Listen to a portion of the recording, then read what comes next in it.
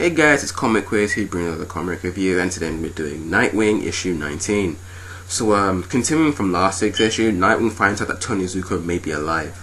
So he comes to Chicago to try and track him down by looking for some of his former allies.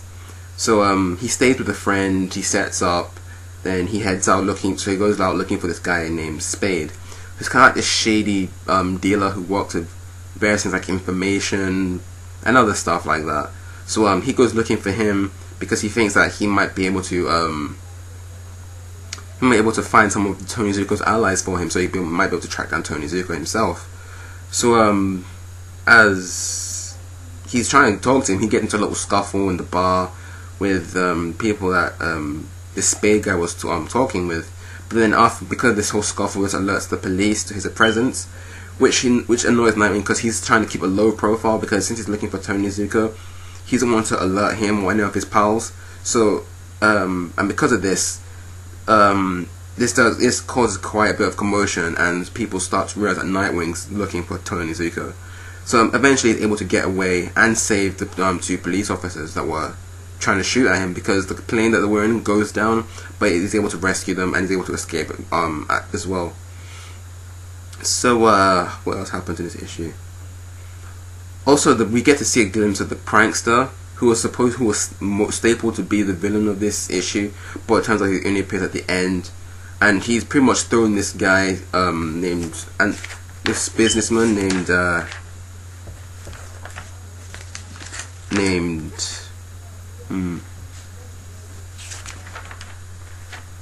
Anthony Lane. Yeah, Anthony Lane, who's apparently done some pretty shady dealings, and the pranks are trying to punish him for it. So the prankster's thrown him into this little this basement area in a warehouse, and he's put a wolf in the building with him. So in order to protect himself, the prankster left him with some money, or asked him to bring some money, and said that it takes about it's going to take about an hour for the police to get here, and also the fact that the amount of money that you should have in that suitcase, if you burn it all, it should take at least an hour to burn. So you have to manage it wisely, or you will die. And that's pretty much the ultimatum he's given him. So and overall, that's where the issue ends, really. So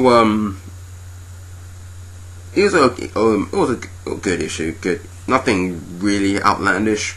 I liked the whole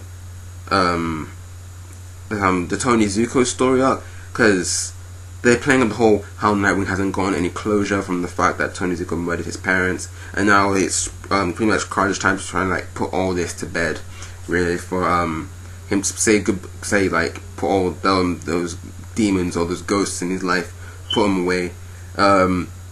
Also, we find out that Tony Zuko, I've got to mention this, he actually finds out Nightwing's looking for him, because the mayor of Chicago, who at the beginning of the issue was all about how they won't tolerate vigilantism and stuff like that, how Chicago is this great city and they're going to make it great again. Apparently he's corrupt, and he's actually working with Tony Zuko, because we actually find out that Tony Zuko is actually driving his limo, and actually in cohort with each other, and the mayor fills Tony Zuko in that Nightwing's actually looking for him. And also, I'm not sure, but in the New 52, does Tony Zuko know that Nightwing's Dick Grayson? Just throw that out there. I was not really sure about that. And what else let's talk about? Yeah, and also the whole prankster thing. I mean, I thought it was going to be the villain of this issue, but it turns out he's only at the end. But they are making it seem like he's going to be the main focus of next week's issue.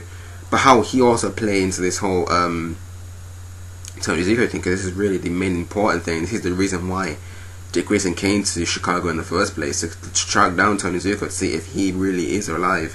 So also I need to mention the artwork has changed since the artist has changed. We have in this issue is now Brett Booth, who was doing Teen Titans before. And also, I really like Brett Booth's artwork. It's really cool. I like the alterations he's made to Nightwing's costume as well. I added a bit more red to the costume. Also, he made the symbol look more bird-like on his chest, and the fact that he took the symbol down back all the way to his fingertips, just like to his two middle fingers, like they did back with the old costume. So I really like that as well as the artwork overall. But also, what I didn't like is the fact that Dick Grayson looks too much like Tim Drake. Because if you notice in Teen Titans, the way he drew Tim Drake, and look at the way Nightwing looks in this issue, they look exactly alike. Also, there was this girl named Lisa. She was in the club that Nightwing was in when he was looking for this guy named Spade.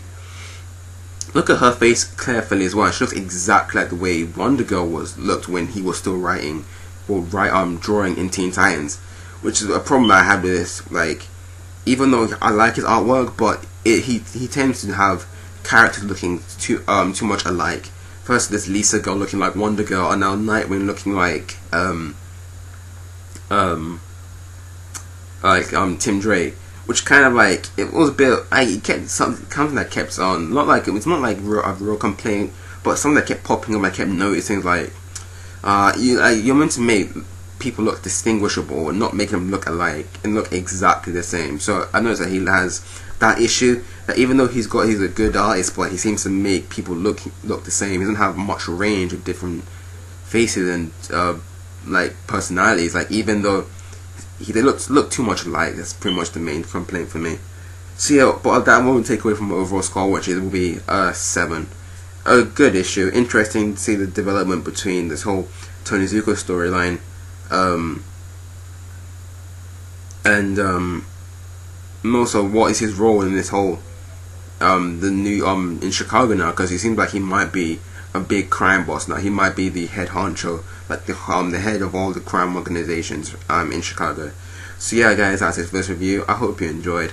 Tell me in the comments down below what you thought about this issue. Also, don't forget to like this video a favor and subscribe to my channel. And also going to share with your friends, also get the word out and tell them about my reviews. So yeah, this has been Comic Wiz signing out. See you later, guys.